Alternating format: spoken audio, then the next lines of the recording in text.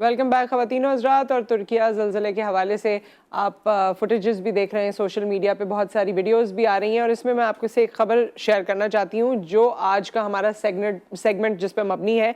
पाकिस्तानी खातून एहलकार जिन्होंने पुरखतर ऑपरेशन के बाद 50 साला खातून को ज़िंदा निकाला। अब ये पाकिस्तानी खातून जिनका जिक्र हो रहा है वो इस वक्त हमारी मेहमान भी हैं और मैं उनके बारे में ये आपको बताऊँ कि दीबा शहनाज अख्तर पाकिस्तान रेस्क्यू टीम अक़वाम मुत्तहिदा की INSARAG certified urban search and rescue team की वाहिद खातून मेंबर हैं जिन्होंने इस रेस्क्यू 1122 को 2006 में ज्वाइन किया था। आपको खुशामदीद कहते हैं। अस्सलाम वालेकुम दीबा। वालेकुम अस्सलाम, थैंक यू वेरी मच। अस्सलाम वालेकुम पाकिस्तान। वालेकुम अस्सलाम। दीबा, आपको सबसे पहले तो बहुत मुबारकबाद कि आप सबको ये मौका मिला अल्लाह ताला की तरफ से, और जिस तरह आप लोग गए सर्च ऑपरेशन में और फिर वहाँ आपके ये आपका खुलूस था, ये आपकी नीयत थी कि पूरी दुनिया में आपके हवाले से अब बात भी हो रही है। तो हमें अपने रेस्क्यू ऑपरेशन के बारे में बताइए और ये जो आप लोगों ने रेस्क्यू किया 50 साला खातून को, ये पूरी जो आप लोगों की काविश रही है ये शेयर कीजिए। सबसे पहले तो तुर्किया में ये जो सानिया हुआ है उसमें हमारे दिल उसी तरह से धड़कते हैं और हम तुर्किया के बहन भाइयों की मदद के लिए गए। यहाँ से हुकूमत जी पाकिस्तान का बहुत जबरदस्त ये एक डिसीजन था कि उन्होंने हमारी टीम को भेजा, क्योंकि ये इंटरनेशनली सर्टिफाइड थी और बाकी लोगों के साथ मिलके इंटरनेशनल रिस्पांस के लिए उसी तरह से कर सकती थी। और फिर वहाँ पे जब हम 7 तारीख की शाम को पहुंचे तो बहुत सी बिल्डिंग्स तबाह थी, लेकिन जो चीज देखने में आई थी वो ये कि हर बंदा ये एक्सपेक्ट कर रहा था कि यहाँ से आवाजें आ रही हैं, यहाँ पे हमारा कोई अपना प्यारा है, यहाँ पे आप सर्च करें। तो बिल्कुल। हमारे पास जो सर्च लोकेटर था, लाइव लोकेटर, उसको लगा के जब देखते थे अगर जिंदगी की कोई रमक, कोई सांस हो तो उसमें डिटेक्ट हो जाती थी। तो फिर हम वहाँ पे सर्च ऑपरेशन, रेस्क्यू ऑपरेशन शुरू करते थे। तो हमने हंड्रेड्स में बिल्डिंग्स को सर्च किया वहाँ पे, लेकिन 6 जगह ऐसी मिली जहाँ पे ऐसे लगता था कि यहाँ पे कोई है, मौजूद है। उसमें से भी कुछ जानवर भी, चूंकि वहाँ पे लोग रखते हैं, जी तो कहीं से बिल्ली उस तरह से था, लेकिन 3 जगह ऐसी मिली जहाँ पे वाकई हमें जिंदा लोग अंदर बहुत दूर तक थे लेकिन मौजूद थे।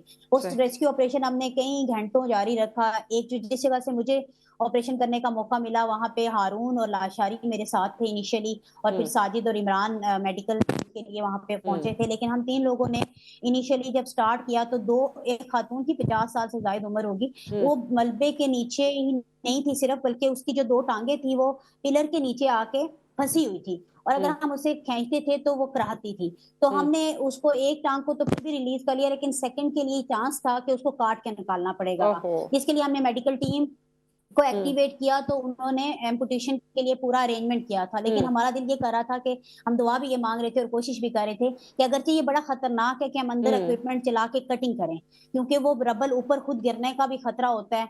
तो फिर लेकिन हमने कहा कि नहीं, कोशिश करते हैं, मैक्सिमम रिस्क ले लेते हैं।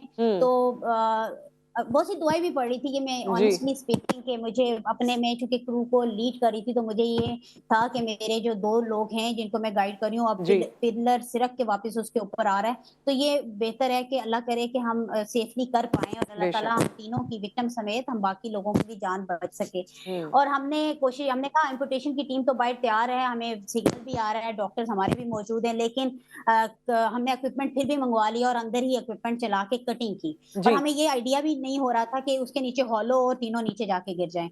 लेकिन फिर वो खैर अल्लाह का शुक्र है कि सेफली हमने उस खातून को एवैक्यूएट किया, एक्सट्रिकेट किया वहां से। और उसके साथ साथ एक यही जगह नहीं थी, बल्कि पहली रात को जो ऑपरेशन मिला हमारे हम्म स्क्वाड लीडर फरहाद मिर्जा के सुपरविजन में, वहां से निकला एक जिंदा, जी फिर एक और जगह से मियाँ बीवी 2 वो जिंदा निकले, और एक जगह से 3 लोग जिंदा निकाले 82 घंटों के बाद। ये हमारी जितनी भी टीम थी मुख्तलिफ लोकेशंस पे डिप्यूट थी, और कहीं कहीं आवर्स 2-2 दिन भी ऑपरेशन चलता रहा। असल में इस इंटरनेशनल टीम का जो एक्चुअल एक्सपर्टी होती है वो डेड बॉडी रिकवर करना नहीं होती, वो सबसे हम्म बड़ी बात होती है कि अगर किसी की जिंदगी है तो वहां तक एक्सेस करके उसको उस हालत में निकालें कि हम्म उसका जिंदगी में मतलब वो मफलूज या माजूर ना हो सके। तो हम्म अल्हम्दुलिल्लाह हमें अदियामान में हमें शुरू में ऑपरेशन करने का मौका मिला, इतने दिन वीक लॉन्ग। और हम्म वहां पे जितनी जगहों पे हमने ऑपरेशन पाकिस्तान रेस्क्यू टीम ने किया, वहां सारों उन लोगों को जिंदा निकाला। ये हमारे अल्लाह ताला की हम पे करम है, और बेशक अल्लाह बेशक। ताला ने सारी टीम के साथ ही, मैं समझती हूँ कि अल्लाह ताला का कोई खास करम है कि हमने सेफली उन लोगों को एक्सट्रिकेट किया। उसके बाद हमारी टीम को बुलाया गया, अदाना में गई, वहां से हताई में इस वक्त बेस ऑफ ऑपरेशन उन्होंने एस्टैब्लिश कर लिया है। और नेक्स्ट जो भी उनको लोकेशन असाइन की जाएगी इंटरनेशनली, इंसराग के ही प्लेटफॉर्म से सारी चीजें चल रही हैं, तो वो वहां पे जाके सर्च एंड लोकेट करेंगे। और अगर खाली डेड बॉडीज, क्योंकि अब जो फेज आ चुकी है वहां पे वो मोस्टली क्लियरेंस कर रहे हैं बिल्डिंग की। ठीक है। इतने घंटे गुजर जाने के बाद बहुत कम चांसेस होते हैं कि कोई जिंदगी बाकी हो, एक्सेप्ट के कोई लेकिन काफी वीडियोस दीबा, काफी वीडियोस आ रही हैं, बच्चों को भी रेस्क्यू किया जा रहा है, नौ मौलूद बच्चों को भी रेस्क्यू किया गया, बूढ़े लोग हैं, जानवर हैं जिनको रेस्क्यू किया जा रहा है।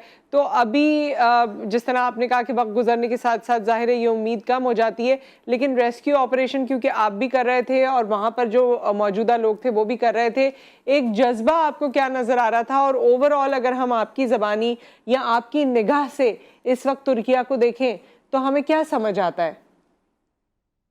तुर्किया बहुत ही खूबसूरत ना सिर्फ मुल्क है बल्कि बहुत प्यारे लोग हैं, बहुत काइंड हार्टेड लोग हैं। अगर उनके 10 से 11 शहर तबाह हुए हैं तो आप समझे जो बाकी 15-17 शहर हैं वो सारा का सारा वहां मौजूद थे। उनके वॉलंटियर्स वहां पे ट्रांसलेटर का रोल अदा कर रहे थे, और वॉलंटियर्स ऐसे नहीं थे कि जिनको कुछ आता नहीं था। मतलब कोई एडवोकेट थे, कोई फाइनेंस हेड थी, कोई कुछ। हमें भी फीमेल शुरू में जो अपनी फ्लाइट में मिली वो एक एडवोकेट थी, फातिमा, और उसने हमें सपोर्ट किया ट्रांसलेशन की मदद में, क्योंकि लैंग्वेज का सबसे बड़ा इशू आता है। और वो फिर वहां से कोऑर्डिनेट करके गाइड करती रही कि इस जगह पे हमें जाना है, इस जगह पे जाना है। और बिलीव मी कि वो लोग भी हमारी तरह 24/7 वो हमारे साथ रही हैं और हमें गाइड करती रही हैं, हमसे काम लेती रही हैं, और उन लोगों को भी इक्वली। और फिर जो खाने पीने का है, खाने पीने के लिए उनकी अपनी नेशन इतनी ज्यादा चीजें लेकर आ चुकी हुई है मदद के लिए। उन्हें अगर कोई प्रॉब्लम आ रहा था इस वक्त तक तो वो टेंट्स का था, क्योंकि जाहिर है पूरे पूरे गांव तबाह हुए हैं, बहुत बिल्डिंग्स, और जो बिल्डिंग्स इंटैक्ट भी हैं वो लिवेबल नहीं है, वो कहीं ना कहीं टिल्ट हुई हुई हैं। तो इसलिए वहां पे जो था वो हुकूमत पाकिस्तान भी इस पे कर रही है, और मैक्सिमम चीजें ज़ाहिर पहुंचने में थोड़ा वक्त लगता है। हमने क्या किया कि हमने जब अदियामान छोड़ा तो हमने जो अपनी टीम जी अपनी बात मुकम्मल करके ना ये भी बताइएगा कि उनकी हुकूमत की तरफ से कैसा रोल आपको दिखा? तुर्किया की जो अपनी हुकूमत है उनकी तरफ से क्या आपको रोल दिखा, या क्या उनकी तरफ से आपको एक नियत होती है या एक हेल्प होती है, या ओवरऑल जो लाया अमल होता है वो आपको क्या नजर आया? तुर्किया का जो रेलिवेंट इदारा बनता है वो आफात बनता है, और आफात का सेंटर जहाँ पे एस्टेब्लिश था एक क्रैक बिल्डिंग के अंदर, वहीं हमने भी बेस ऑफ ऑपरेशन अदियामान में लगाया था। और उन्होंने हमें सपोर्ट किया कोऑर्डिनेट करने में, उन्होंने वॉलंटियर हमारे साथ अटैच किया। इस वक्त भी हताई में जो हमारी टीम भेजी है उनके साथ भी एक वॉलंटियर को उन्होंने अटैच किया जिसको इंग्लिश बोलनी थोड़ी बहुत आती है, ताकि वो कम्युनिकेट कर सके। तो एज फार एज उनकी हुकूमत का, लेकिन आपको पता है कि इतने बड़े सामने में जो होता है वो जब तक हर बंदा अपना रोल प्ले नहीं करता तब तक ऑर्गेनाइज नहीं होती हैं चीजें।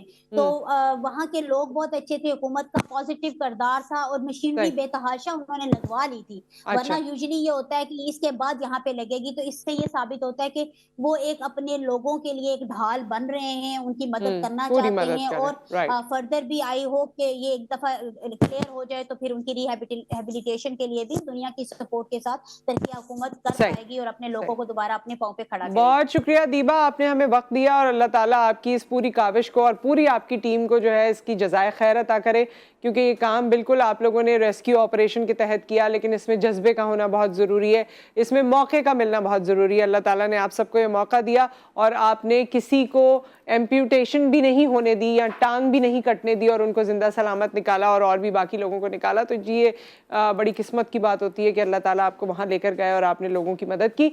यहाँ पर एक ब्रेक आ गया, ब्रेक के बाद जब हम वापस आते हैं तो हमारा बड़ा ही अमेजिंग टॉपिक है जो कि हाउस वाइफ से रिलेटेड है या ख़वातीन से ओवरऑल रिलेटेड है। सिर्फ हाउस वाइफ से नहीं, ख़वातीन से ओवरऑल रिलेटेड है। उनके जो हमेशा की बातें होती हैं और उसमें बहुत सारी कंप्लेन्स भी होती हैं, तो वो कंप्लेन्स में से एक कंप्लेन हमने पिक की है, उस पर हम बात करेंगे। आपने उस पर कॉमेंट करना है। एक ब्रेक, उसके बाद हम हाजिर होते हैं।